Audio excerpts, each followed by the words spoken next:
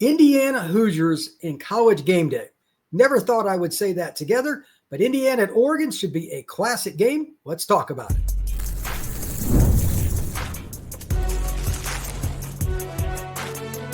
You are Locked On College Crossover, part of the Locked On Podcast Network.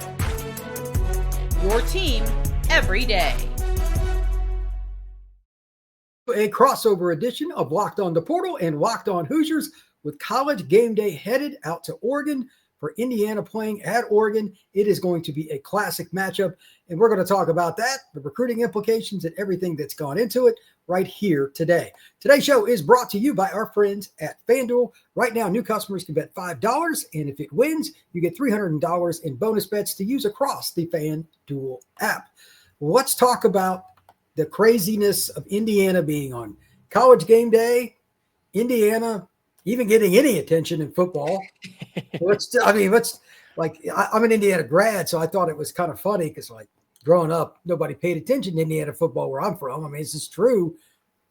Now it's totally different, and I think it's cool, not just because I went to school there, but really, honestly, college football is about the little guy jumping up, and Indiana is one of the most horrific college football programs of all time. No doubt about it. Unfortunately, yeah, that statement is correct, but Curt Cignetti has revived it, right? And that's been the conversation from last year, and it's a continuing and an ongoing conversation. And that's what this weekend represents, Brian, is the fact that Indiana's in a top 10 game on the West Coast in the conference, you know, that old school Indiana-Oregon Big Ten rivalry that we have here. It's Big Ten on the road, game days there. It's on CBS. It's the primetime CBS slot. Everybody in the country has a chance to watch this game. That's the big storyline here, at least on the forefront. And I've said this already this week on Locked On Hoosiers. I don't want this to come off as the just happy to be here loser mentality, but there is a certain aspect to it. There's a sliver of that until toe meets leather on Saturday. And once the game begins, then yeah, it's all hell breaks loose and the Hoosiers are going to try and win this thing. But Indiana fans need to take a moment and at least appreciate this. And I think they will, but I think college football needs to appreciate what's happening in Bloomington as well, because that's all Indiana people want to talk about, whether it's on podcast, in the bar, doesn't matter. That's all they want to talk about is Curt Cignetti and Indiana football. We're less than a month away from basketball starting, and doesn't matter. Football plays this weekend. Well, not only do they play, Autzen Stadium is one of the most heralded halls in all of college sports. It's a crazy place. So if you're going to test yourself, Mr. Jacob Goins, I think it's a pretty good way to do it. So let's talk about the offense doing that. Mm-hmm. I told you pre-show, number one factor for me, not only for the Hoosiers on offense, but for the game, if they do not establish the run and being able to do so on obvious, like first down, most teams run. Or it's a screen or real short. They just want to get ahead of the sticks. If Indiana cannot move the Ducks off the line, and they are massive up front, if they can't cause some problems with their inside zone, outside zone, and they'll run some other stuff too, probably a few trick plays, etc. You might as well throw it out there. If they can't do that, Fernando Mendoza is not going to have enough time to get rolling. That's my concern, because Uyunglele, that guy in particular concerns me. He can be a power end that stuffs the run. He can get after it. And they got a handful of other guys that are just really good. And a few other guys that are younger that may end up in the NFL. Like, they probably are about 8 deep on the D-line. Yeah. It's crazy. I looked at the numbers before the show. There's only one player I'm concerned about, the guard. We'll leave it at that in pass pro. But they got a couple of guys that are elite. Carter Smith in particular. Like, that's a great player. Mm-hmm. If they can get to the point where they're in a lot of 3rd and 4s, not 3rd and 7s, I think the Hoosiers will be in this game until the end. And then, as it always is, you could make one play to get over the top. But for you, is there anything else the offense needs to do except, obviously you want to be ahead of the chains? Anything else in particular you want to see the Hoosiers do? Well, I mean, it does start with running the football. And good thing is Indiana has 2 guys that they really, really rely on, and another freshman who has stepped up, and Kobe Martin, who has taken the place of Lee Beebe Jr., the UAB transfer. But Roman Hemby and Kalen Black, What they do really well is run the football, and they pick up chunk yardages at all times. They're both averaging over 5 yards a carry. They're the Hoosiers' 2 leading scorers, and they are your workhorses for Indiana. They run a ton of RPO, but on first and second down, they want to run the football to contain the defensive line, bring in the second level guys, and open it up with man-to-man on the outside. Because in the passing game, there aren't many DBs in the country, Brian, that can stay with Elijah Surratt and Omar Cooper on top of VJ Williams, who has emerged as well. Not many people can stay with them. Now, we've got some dudes back there. I totally understand. They got some dudes in the secondary that are legit. But Elijah Surratt, I think, is the most underrated and not talked about enough receiver in college football. And NFL scouts are starting to say the same thing. You get him one-on-one on a slant down the sideline or just wide open, and he's going to beat you and he's going to be gone. But all of that starts by running the football. And you're right, man.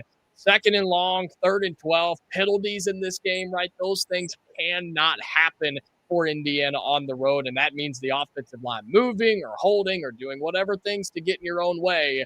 2nd and long, 3rd and a mile, it's going to be a long afternoon if Indiana's in that position. But if you can stay ahead of the chains, Indiana's offense is one of the best ones in the country.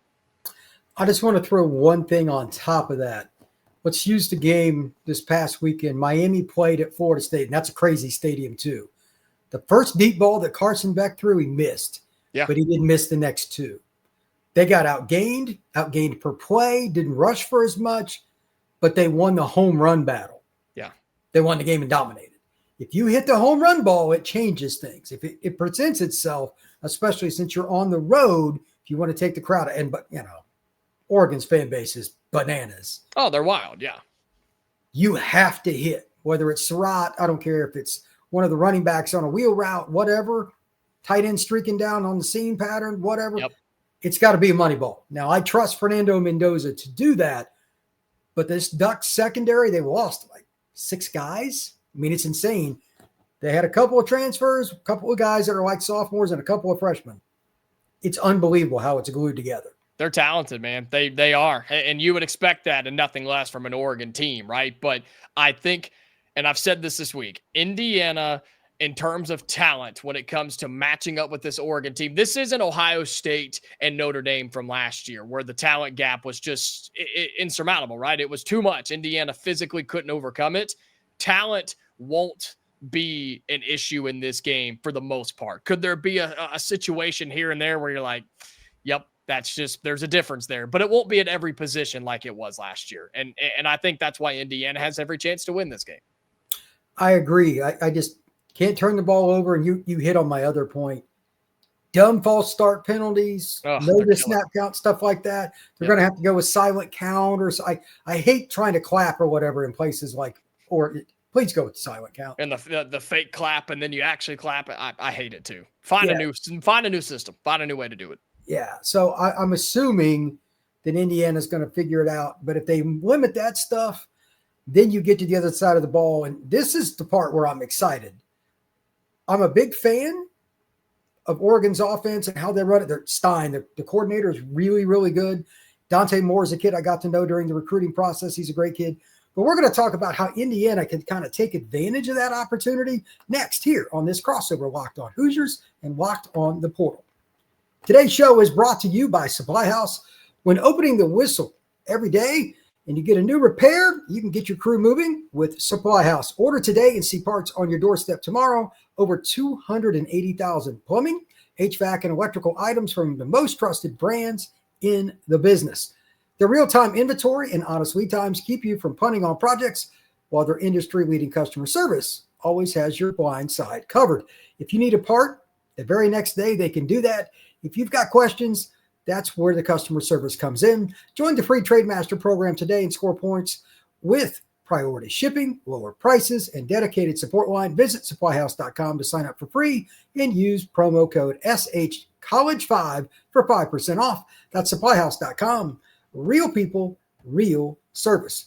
FanDuel is also a proud sponsor of this show, and the NFL season is here.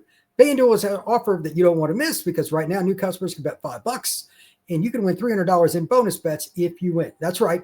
Pick a bet, put $5 down, and if it hits, you'll unlock $300 in bonus bets across the app.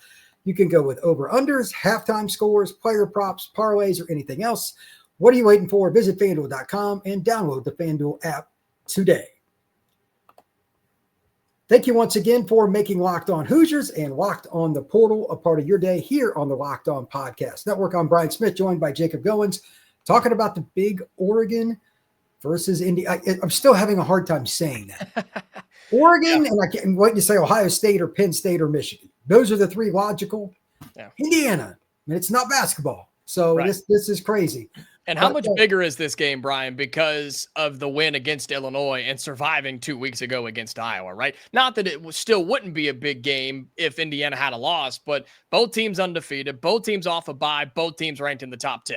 I mean, it doesn't get bigger than this, and you're right. It normally is Ohio State or Penn State, but it's Indiana, and I think that's really, really cool.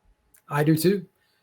The matchup that I'm most interested in is Indiana against Dante Moore, who's a kid coming out of high school in Detroit. I had him as the number one player in the country, so did some other people. Super intelligent. He's like a 4.0 student. He led his team to state championships at Martin Luther King in Detroit. He was a guy that just was a kind of a maestro in how he did things. And he's in a lot better shape than he was then. He can run now. And that's the point I want to bring up. Fisher against Moore, those scrambling situations, RPO, they do some quarterback. This shocks me because I asked Dante once. This is funny. I said, RPO down on the goal line, rank yourself 1 to 10. How good are you running the ball? He told me he was a 4.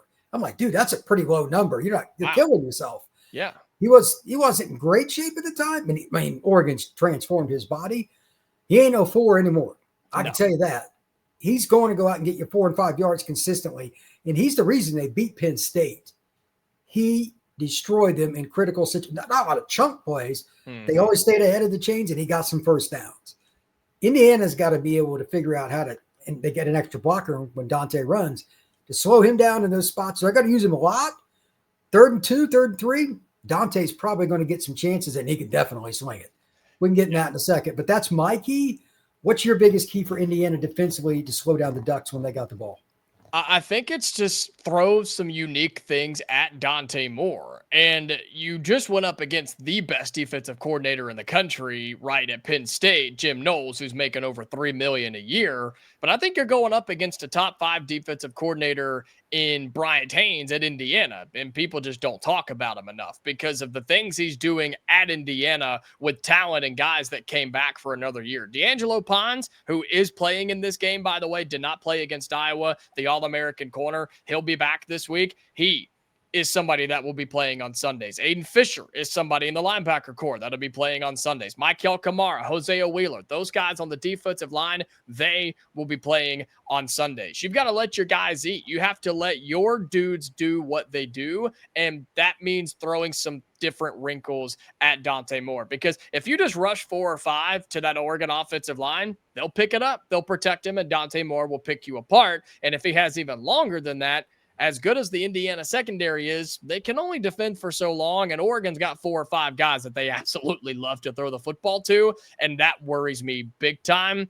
My question is what we were just talking about with the Indiana offense in 2nd and long, 3rd and a mile. Can the Indiana defense do that to Oregon? What happens if they're in pressure? What happens if they're maybe pushing a little bit? Does the freshman get rattled? I know he's at home. I know I have his fans behind him, but what if he gets hit a couple of times? What if Indiana brings him down 2 or 3 times in the first half, or he's been hit 5 or 6 times by the 4th quarter when it rolls around? Can you ramp it up and speed up his clock and make him make a bad decision? These 2 quarterbacks in this game, which we'll talk about more in a moment, combined 2 interceptions all year, 1 by each side. That's pretty impressive this far into the college football season with the talent that these guys are going up against. That might be the difference. Can you force a turnover, special teams, defensively, interception, fumble, right? Whatever the case may be, you're going to have to make a big play or 2 and momentum shifting plays. And I think it comes from the defensive side of the football with Brian Haynes bringing up different types of pressure, whether it's from the 3rd level, if that's what it takes. Make Dante Moore uncomfortable and take him out of his rhythm. If you do, we'll see what happens with the freshman. Well, he's a junior, actually. He went to UCLA. They set out last year. Then this is his first year playing, but he hasn't played. He might as well be. Yeah. But he's just hit the ground running. It's crazy because, even Spencer over at Locked On Ducks has talked about it. We didn't see this coming. Like, he's going to be a top 10 pick. Yeah. He might be a top 3 pick. Yeah. And this is going to be the only year that he's like the guy. That's really rare.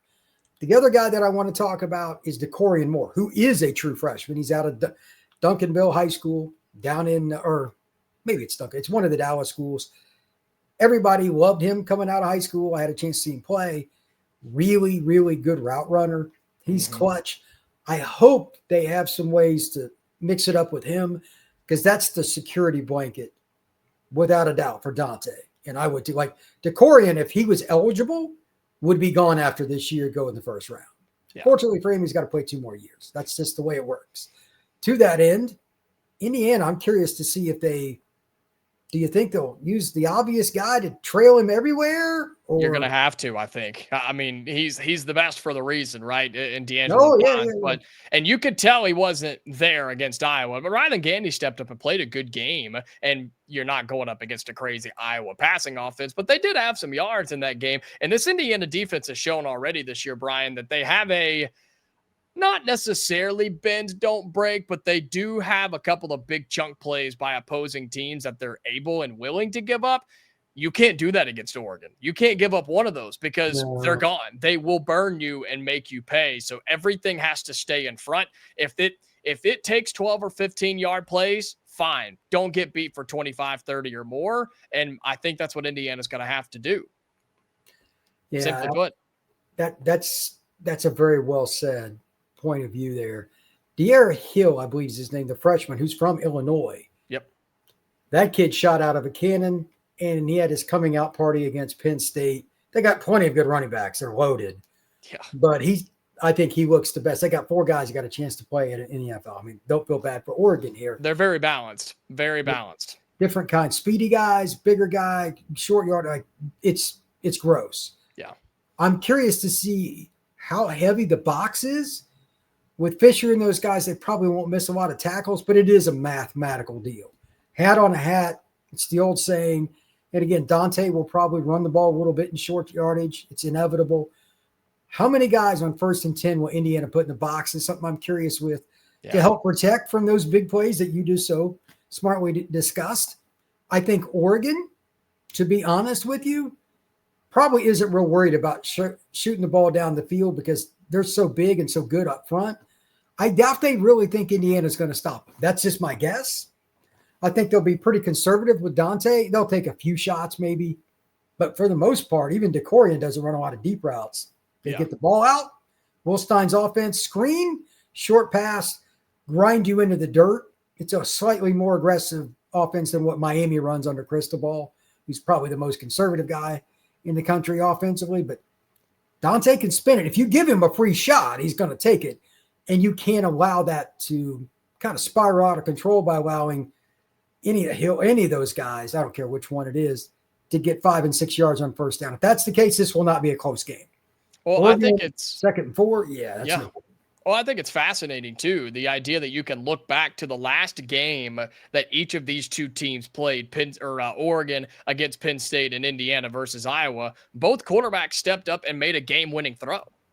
Right? Yeah. Dante Moore had the game-winning throw to take down Penn State. I know they had the game-sealing interception, but he still had to score in the extra time to make it happen. And Fernando Mendoza had to do the same thing after throwing his first pick of the year, bounced right back. Thankfully, a missed field goal helped you get the football back, and you delivered a dart over to Elijah Surratt in the middle of the field, and he took off, and Indiana didn't look back. Both of these quarterbacks have the ability to make the right play, make the right throw, make the right decision. Weirdly enough, the closer we get to this game, I think it's the quarterback that makes a big play or two with his legs that could be the difference, because both are willing to do it. Neither one of these teams wants to draw up a ton of design runs with their quarterbacks, because you don't want to get them hurt. You don't want to lose them as 2 teams trying to make it to the college football playoff, but they both have the ability to do it. Mendoza is more willing to take the bigger hit, I think, right now than Dante Moore.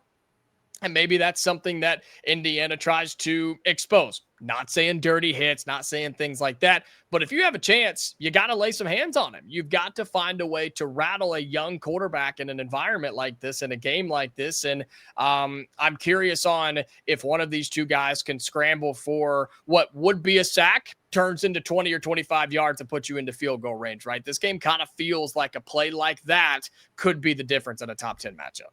I agree. Your legs, I know Mendoza's not known as a runner, but you can use good ball skills, fake the guy, and he jumps in the air. You see it all the time. CJ Carr from Notre Dame had like a 28-yard run last week. Yeah. He never runs. Yeah. He just faked to the guy. There was nobody there.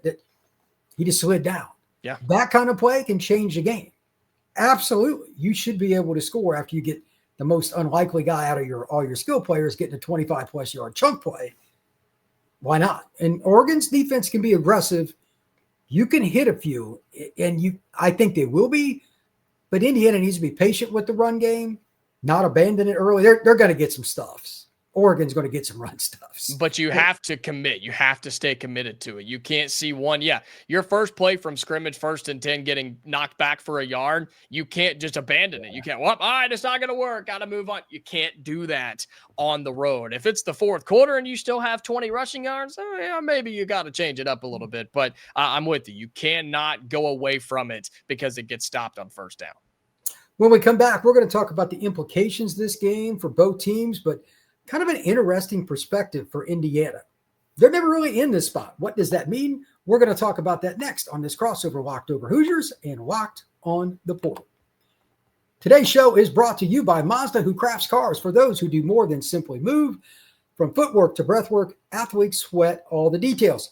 Mazda brings this same intention to how we craft every model. You can feel the Japanese craftsmanship in every detail, from the metallic accents to the available Napa leather upholstery. You can also make everyday drives feel like anything but, from smooth handling to intuitive controls.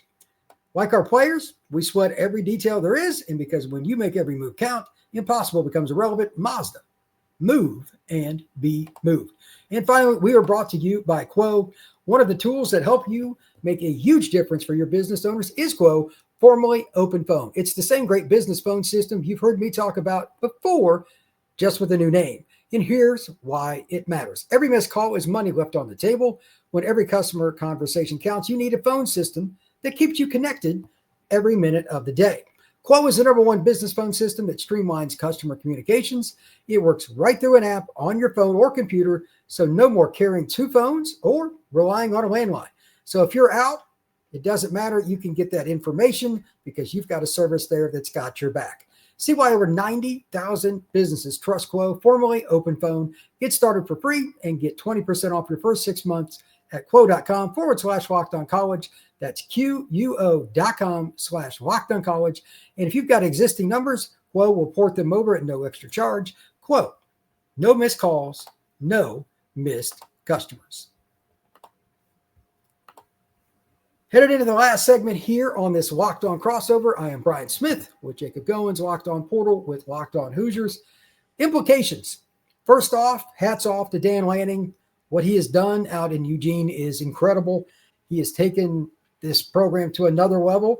They could be ranked #1 before the end of the season. It's possible. Yeah. But at the same time, the really intriguing story, Indiana, if you'd have told me before this season, Jacob, that Indiana was even in consideration for a game day, I'd be like, really? Why? Because I didn't expect them to be undefeated at this point. I figured they'd either lose to Illinois or lose to Iowa, and I knew neither one of those were going to be game day. Illinois could have been. Illinois absolutely could have been. I think ESPN missed an opportunity to go to Bloomington for the Illinois game. Now, they're probably happy since it turned out the way that it did, but at the time, that was a really cool opportunity, and they dropped the ball. But they are going to be in Eugene, which is really cool. Yeah. So what are the implications? Well, for Oregon, they'll have a ton of recruits there, but it's probably the most popular school in the country for everybody wanting to visit there. It's kind of status quo. But as somebody that's followed recruiting my whole life from Indiana and watched it, I'm really fascinated to see what some of these national recruits think. Seeing the Ducks take on the Hoosiers, if they even play just well, they don't even have to dominate, don't even have to win. If they just show they can compete with top 10 teams on the road in Autzen Stadium again, tremendous environment and a home slate that's really hard to overcome. If Indiana does that, you're going to start to see them, get a few kids to look at them in the 26 class that we may not have thought. And more importantly, the kids you've built more relationships with, the 27 and 28 kids, the juniors and sophomores, that'll change the game. I mean, you and I have traded some messages about kids like, oh, he's mentioning Indiana. Oh, he's visiting Indiana. Yep. That's usually reserved for the round ball. Like top 50 recruit visiting Indiana's, that happens every week for hoops, but well, I'm not saying they sign them. I'm just saying they do. Yeah, we're getting there. We're getting there. New coach. We're on our way. But no, you're right. I mean, that's what is extremely cool about this is no, it's not in Bloomington, which I couldn't even imagine what this town would be like if this game were in Bloomington this weekend. But you had a glimpse of that when Illinois was here because they were a top 10 team and the town went crazy. The picture for those of you on YouTube, that's it. That the picture in my studio setup, that place is packed at Memorial Stadium. Like the town was awesome and recruits got to see it firsthand in Bloomington. But even though this one's in Eugene at Autzen Stadium, it's still on national TV. It's going to be covered all day, all morning long on College Game Day, and then all the way leading up to at 3:30 Eastern with kickoff between the Hoosiers and the Ducks. And you said something that I wanted to bring up, and it was a point I wanted to make is, sure, Indiana's in for a bunch of 2026 kids, and we know that timeline is coming down to the wire, and you're starting to really get into 2027 kids as well. But think about all the kids who Indiana has at least made a phone call to or sent out the offer letter to, or they've never even heard from them, and they're going to watch Indiana football play for the first time this weekend. Think about how cool that is, and these kids are like, oh, maybe they are legit. Man, that Cignetti's kind of a good coach. Man, that defensive coordinator's got them playing well. They're getting after it. Man, what a huge play by the receiver or running back or whatever the case may be. There's going to be a handful of recruits and college football fans alike that watch their first Indiana football game this weekend, and it's on the national stage. Any television set in America gets CBS on it. They'll watch it. They'll see it. And if Indiana plays well, the sky's the limit in all aspects here. But in recruiting in particular, you're going to make waves just by being in this moment. Only thing that dampens it, right, is a blowout in terms of losing for Indiana. I don't think that happens, and I think you can only go up from here. So it's going to be fascinating to see. Yeah, I'm curious to see the next couple of weeks on X, on Instagram, on TikTok. Yeah. Who's talking about it? Which recruits visit? I mean, as the saying goes in recruiting, follow the visits. Which players come to Bloomington over the next 6 weeks before the end of the season? That's really the telltale sign. Yep. But I agree with you completely, Jacob. Indiana's going to benefit from this probably more next year. But even so, some of those kids can visit now unofficially. And it won't just be kids from like Indiana or Louisville or Columbus, Ohio. You'll have Texas, Florida, Georgia kids all of a sudden at least entertain the idea of playing for the Hoosiers. And this impacts the portal too, right? I mean, transfer. Oh, 100%. I mean, how many players right now, Brian, in your estimation, how many players across college football are already sitting down thinking, yeah, I'm not going to be here next year. I'm not going to be at this school. I'm going to go somewhere else. And they see Indiana and for Oregon too. I mean, top 10 matchups are a big deal for both sides. I mean, this helps for any of those portal guys that Indiana wants to go after whenever they do enter. You have just a leg up on a lot of people who aren't playing in a top 10 matchup this weekend. I would go 25% have already made that decision. Exactly. That's just part of it. And now Indiana, by the way, Indiana's judgment with the portal over the last 2 years is probably as good as anybody else's. Yep. Their evaluation skills, not just Cignetti, but the staff has been very, very good. So hats off to the Hoosiers. Well, Jacob, I appreciate it, man. This has been a lot of fun. Yeah. Tell everybody where they can find your work. Yeah, for any of you listening or watching on the Portal Podcast, you can check us out, Locked On Hoosiers. Same way you find that show, you can find ours as well. We've had a ton of great content leading up to this week. Coming out on tomorrow's show on Friday, we're going to have our buddy Spencer McLaughlin of Locked On College Football and Locked On Ducks. We're going to have a crossover, more full breakdown of Indiana and Oregon. Will go live on Saturday on the YouTube channel right after the game as well. So check us out at Locked On Hoosiers. And for any of my Locked On Hoosiers people, check out Brian Smith, our recruiting expert on the Portal Podcast. He does a great job there as well. Appreciate it. Thank you very much. You can find the Portal Podcast, YouTube, Spotify, Apple, and wherever you get your pods. We will see you again soon.